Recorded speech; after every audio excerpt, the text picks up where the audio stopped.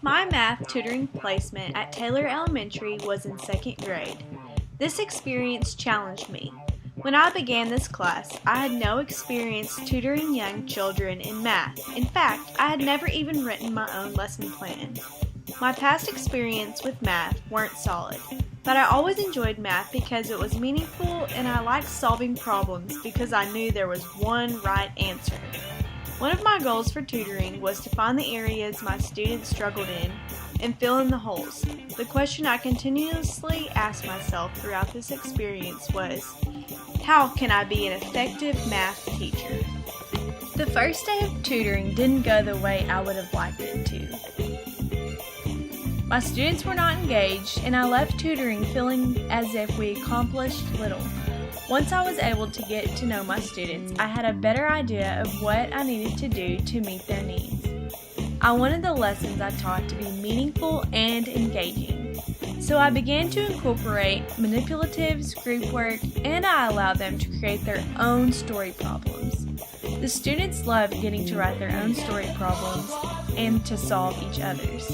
This led to more excitement about addition and subtraction, and along with it, they got to write their own story problems about whatever they wanted.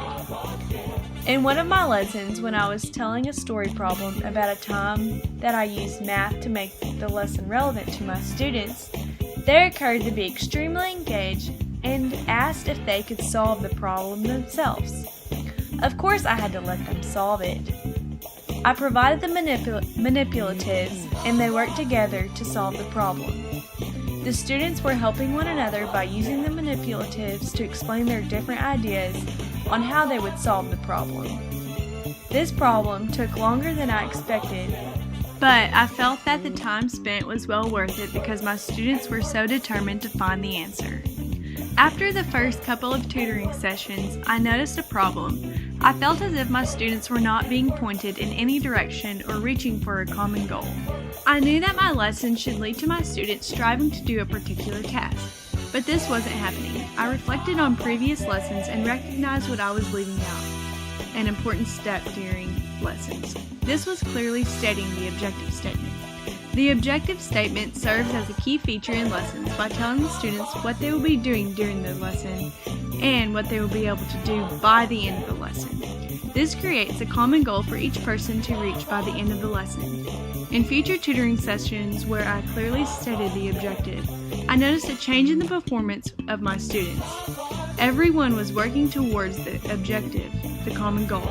After seeing the effects of not stating this essential statement and then stating it, I will always be aware of this in the future practices because I believe this gave my students the direction they were searching for in my lessons.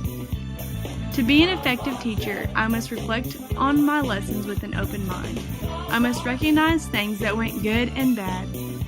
I can only learn from experiences to know what strategies are the most effective.